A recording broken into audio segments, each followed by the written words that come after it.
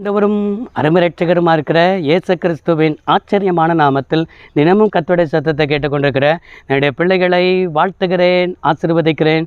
நீங்கள் ஆசீர்வதிக்கப்பட்டவர்கள். இந்த நாளிலும் கூட கர்த்தர் உங்களை பார்த்து சொல்கிற ஒரு வார்த்தை, உங்களுடைய சூழ்நிலைகள் மாறும் நேரம் இதுதான் ஆண்டவர் சொல்லுகிறார். உங்கள் வாழ்க்கையில் சூழ்நிலை மாற மாட்டேக்குது என்று சொல்லுகிறோம், இந்த நிலம் மாற மாட்டேக்குது, இந்த போராட்டம் மாற மாட்டேக்குது, மாறலை அப்படின்னு நினச்சிக்கிட்டு இருக்கிற தேவனுடைய பிள்ளைகளுக்கு தான் கர்த்தர் சங்கீதம் 40ஆம் சங்கீதம் 1வது வசனத்தை இந்த நாளில் தருகிறார். நான் கர்த்தருக்காக பொறுமையுடன் காத்திருந்தேன், அவர் என்னிடமாய் சாய்ந்து என் கூப்பிடுதலை கேட்டார் என்று என்ன செய்யப்பட்டிருக்கிறது, சொல்லப்பட்டிருக்கிறது. நன்றாய் கவனித்தீர்களா? நம்முடைய வாழ்க்கையில் பொறுமை தான் ரொம்ப அவசியமாக இருக்கிறது. நம்முடைய வாழ்க்கையில் இன்றைக்கி நடக்கலையே, நான் இவ்வளவு நாள் ஆயிடுச்சு, மாதங்கள் ஆயிட்டு, வருடங்கள் ஆகிவிட்டது என்று நினைப்போம். ஆண்டவருக்கு ஆலோசனை கொடுக்குற இடத்துல நம்ம இருக்கக்கூடாது. நம்ம ஆண்டவர் நம்முடைய வாழ்க்கையில் கிரியை செய்கிற வரைக்கும் ஜபத்தை நிறுத்திவிடவும் கூடாது. ஜபத்தை நிறுத்தாத அளவுக்கு நம்ம பொறுமையுடன் என்ன செய்ய வேண்டும், காத்திருக்கணும். ஏதோ அவசரப்படுறீங்களா?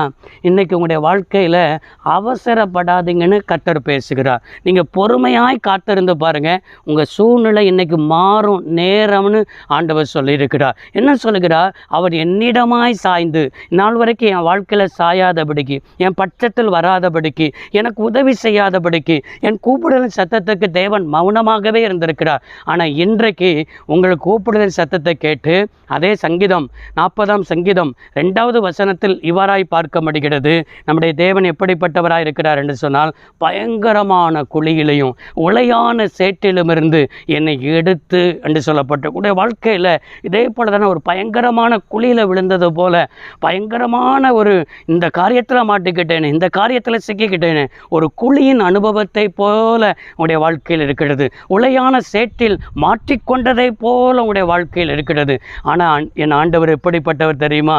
உங்களுடைய கால்களை கண்மலையின் மேல் என்ன செய்கிறவர், நிறுத்துகிறவர். உங்களுடைய அடிகளை கர்த்தர் உறுதிப்படுத்துகிறவராக என்ன செய்கிறார், இருக்கிறார். உங்களுக்கு உயர்வு வருகிறது சகோதரனே, சகோதரியே. உங்களுடைய கால்களின் அடிகளை உறுதிப்படுத்துகிறவராய் இருக்கிறார். இதுவரைக்கும் நிலையற்று அலைந்து தெரிந்து கொண்டிருந்தீர்களா?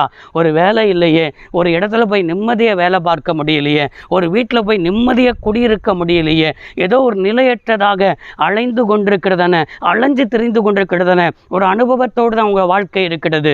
இதை பார்த்து இதை கேட்டுக்கொண்டிருக்கிறதான சகோதரனே, சகோதரியே, இந்த வார்த்தை உங்கள் வாழ்க்கையில் இன்றைக்கு கிரியை செய்கிறது. இந்த வார்த்தையின்படியே கர்த்தர் சொல்லுகிறார், உன் வாழ்க்கையில் சூழ்நிலை மாறுகிற நேரம் என்று ஆண்டவர் சொல்லியிருக்கிறார்னா, பொறுமையாய் காத்திருந்த உங்கள் வாழ்க்கையில் இன்றைக்கு அற்புதம் நடக்கிறது. இந்த வார்த்தை கேட்கும்பொழுதே அற்புதத்தை நீங்கள் பெற்றுக்கொள்கிறீங்க. இந்த வார்த்தைக்கு அப்படியே கீழ்ப்படிங்க, ஒப்பு கொடுங்க, நிச்சயமாக சூழ்நிலை மாறுதுன்னு ஆண்டவர் சொல்லுகிறார். ஜெபிப்போம். சர்வ வல்லமையுள்ள தேவமே, அருமை தகப்பனே, இந்த வார்த்தையை கேட்ட பிள்ளைகளுக்கு இந்த நேரத்திலேயே சூழ்நிலை மாறினதற்காக நன்றி. அப்படியே செய்து உம்முடைய நாமத்தை மகிமைப்படுத்தும். இயேசு ரட்சக நாமத்தில் பிதாவே, ஆமென். கர்த்தர் ஆசீர்வதிப்பாராக. God bless you all.